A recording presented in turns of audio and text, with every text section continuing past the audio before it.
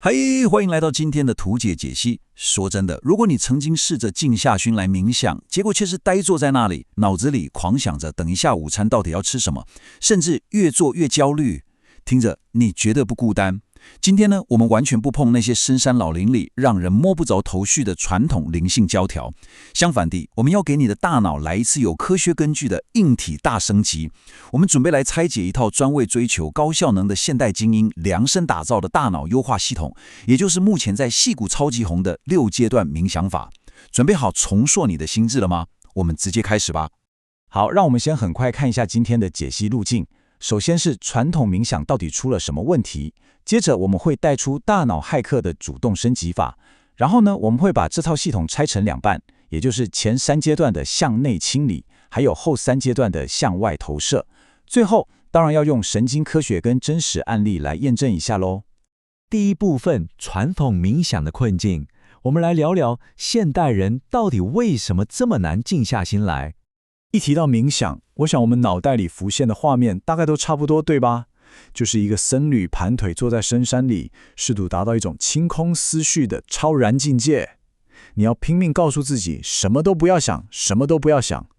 但老实说，对于每天要处理几百封信件、开无数个会议的现代专业人士来说，要做到这点简直太折磨人了。这就是为什么现在的 Silicon Valley 精英们超级推崇这套大脑骇客式的主动心智编程。它根本不要求你放空，而是反过来要求你主动输入对你有益的指令。你知道吗？有一个超残酷的现实是，高达83%的初学者在尝试传统冥想之后，会超级迅速的放弃。为什么呢？因为要对抗脑海中那个喋喋不休、跳来跳去的猴子心智，真的太让人挫折了。你越是想压抑那些杂念，他们反扑的就越可怕。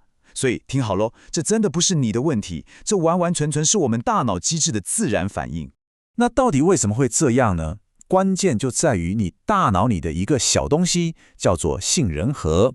想象一下，身处在这种高压、快节奏的生活里，我们每天都在经历严重的决策疲劳，这会导致杏仁核，也就是我们大脑的压力与恐惧中心，长期卡在过度活跃的战或逃警戒状态。在这种全身细胞都在焦虑的生物本能下，你还硬要大脑直接什么都不想，这在生物学上根本是完全违背常理的嘛。接着我们进入第2部分，大脑骇客主动升级，来看看这套专为现代人打造的认知协议。这套超强解方的核心推手是全球最大个人成长教育平台 Mindvalley 的创办人 Vishen Lakhiani。因为他自己有电机工程跟电脑科学的背景，所以你猜怎么着？他直接用工程师的思维把整个冥想给解构了。他把这套方法剥离了所有那些玄之又玄的宗教教条，然后结合了神经科学跟行为心理学，浓缩成每天只要短短15到20分钟的认知协议。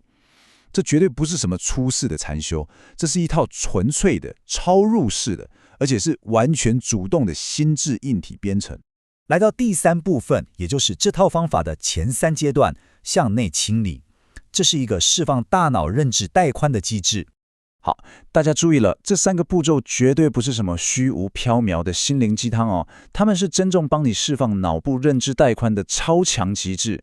首先，阶段1，慈悲，在脑海中勾勒你最爱的人，把那种爱的感觉像水波纹一样一圈一圈扩散出去，这能有效逆转孤立感，还能激发你的同理心。再来，阶段2，感激，只要回顾过去24小时内工作、生活或是你自己的几个小亮点就好。这招超厉害，能直接触发多巴胺跟血清素分泌，重塑你的网状激活系统。最后是阶段3，宽恕，这真的是释放潜意识资源最大的武器，在心里默默剪断那些跟曾经伤害过你的人的负面情绪绳索。这个动作能瞬间关掉你杏仁核的警报器，为大脑释放出超级庞大的运算空间。脑内空间清出来之后，第4部分我们要进入后3阶段，向外投射，主动设定未来的推动前进动能。空间都有了，现在我们的目标就是要主动设定你的未来。阶段4，未来愿景，请以3年为一个单位，用最高解析度在脑海里视觉化你在事业跟生活上的巅峰画面。你知道吗？这会让大脑的神经突触把这些想象直接当成真实经验来处理。